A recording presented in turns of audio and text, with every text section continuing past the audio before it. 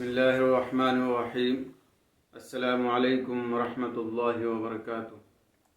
آج میں آپ لوگوں کے سامنے ایک اہم عریضہ لے کر حاضر ہوا ہوں، اور اس عریضے کے تعلق سے گفتگو میں حضور اعلیٰ حضرت مجدد دین و ملت علیہ رحمت و رضوان کے اس فرمان سے شروع کرتا ہوں۔ اعلیٰ حضرت علیہ رحمت و رضوان فرماتے ہیں کہ اپنے حقوق دینی کی حفاظت کے لیے حکومت سے اپنی قوت کے مطابق اپنی طاقت کے اعتبار سے قانونی چارہ جوئی کرنا ضروری ہے۔ اعلیٰ حضرت علیہ رحمت و رضوان نے اس ذمہ داری کا ہمیں احساس دلایا۔ اب ہمیں دیکھنا چاہیے کہ ہم نے یہ ذمہ داری کتنی ادا کی۔ بابری مسجد کا معاملہ آیا اور چلا گیا، ہم نے سوچا اب کچھ نہیں ہوگا۔ کیا ہم نے قانونی چارہ جوئی کے اعتبار سے اس کے تعلق سے ذمہ داری نبھائی؟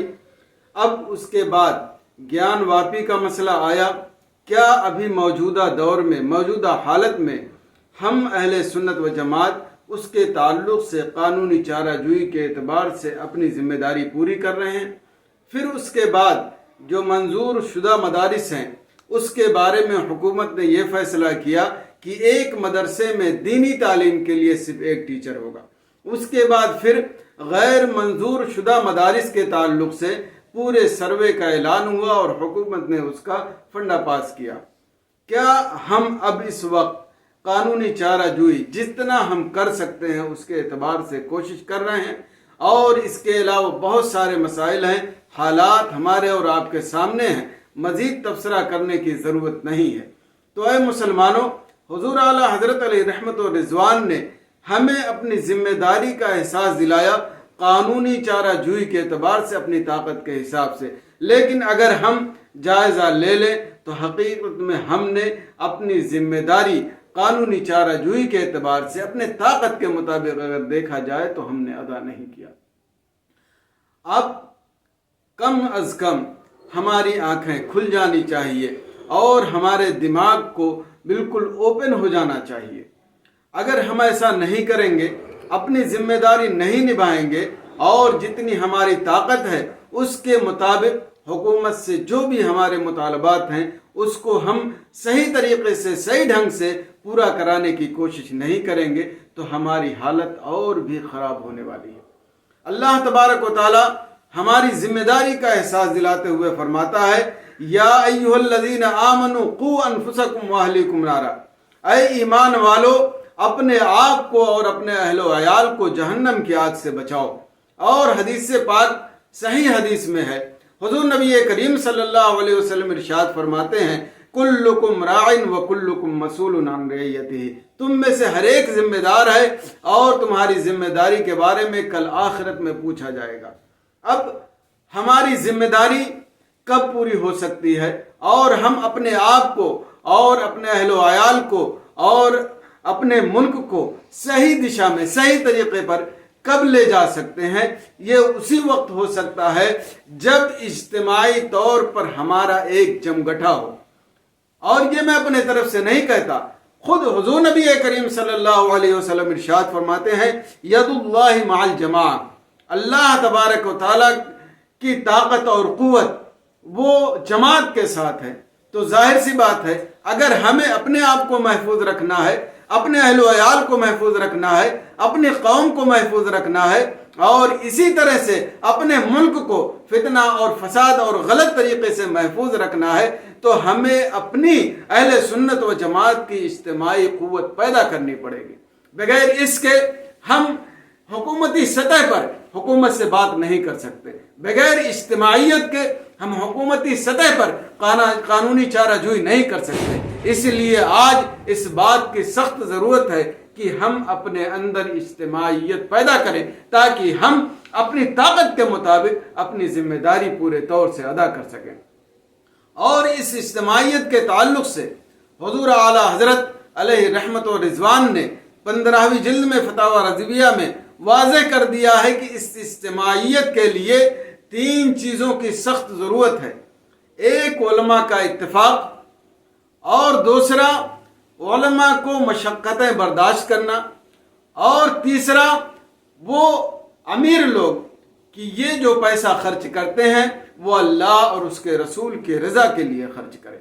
علماء کے اتفاق کی کیا حالت ہے وہ بتانے کی ضرورت نہیں ہے۔ اور اسی طرح سے آج ہمارے علماء اور دوسرے لوگ کتنے سستی کرتے ہیں اور محنت کرنے سے کتنا بھاگتے ہیں، اس کو بھی بتانے کی ضرورت نہیں ہے۔ اور جو لوگ عمرہ ہیں، امیر لوگ ہیں، جن کے پاس بہت زیادہ پیسہ ہے، کچھ لوگ تو ایسے ہیں کہ صحیح جگہ پر وہ خرچ کرتے ہیں لیکن عام طور سے غلط طریقے پر وہ اپنا پیسہ پانی کی طرح بہاتے ہیں۔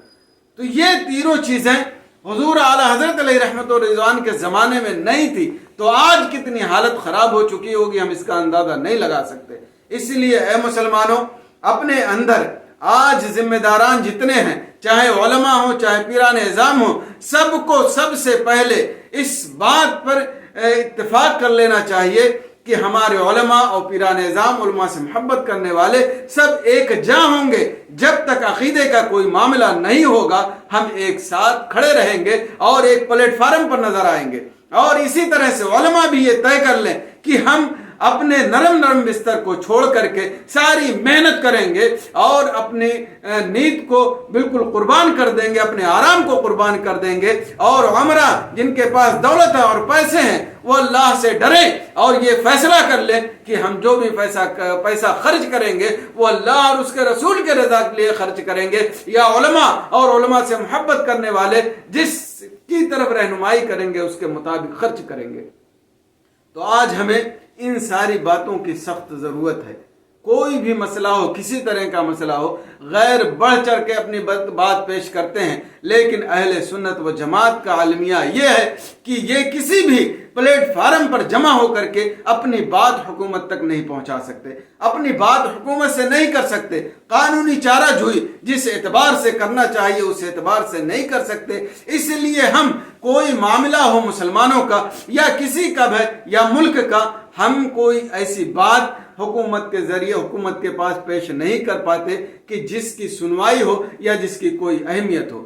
اس لیے اے مسلمانوں، ابھی بھی وقت ہے، علماء اہل سنت و جماعت کے لوگ خاص طور سے مخاطب ہیں کہ ابھی وقت ہے، ہماری زندگی باقی ہے، اپنے قوم کی حفاظت کے لیے، اپنے ملک کی حفاظت کے لیے، اپنے مدارس کی حفاظت کے لیے، اپنے طلبہ کی حفاظت کے لیے ایک پلیٹ فارم پہ آ کر جمع ہو جائیں اور قانونی طور پر جو بھی چارہ جوئی ہو سکے حضور اعلیٰ حضرت علیہ رحمت و رضوان کے فرمان کے مطابق اس کے لیے کوشش کریں، محنت کریں، انشاءاللہ ہم ضرور کامیاب ہوں گے۔ شرط یہ ہے کہ اللہ اور اس کے رسول کے رضا کے لیے ہم باہر آئیں، محنت کریں، کوشش کریں، قربانیاں دیں اور اللہ اور اس کے رسول کے رضا کے لیے روپے خرچ کریں، انشاءاللہ ہمیں ضرور کامیابی ملے گی۔ اور اگر دنیاوی طور پر کامیابی نہ بھی ملی تو انشاءاللہ اللہ اور اس کے رسول ہم سے راضی ہوں گے، اور اس سے بڑھ کر ہمارے لیے کوئی کامیابی نہیں ہے۔ اللہ تبارک و تعالی ہمیں اجتماعیت کے ساتھ کام کرنے کی توفیق عطا فرمائے اور ایک پلیٹ فارم پر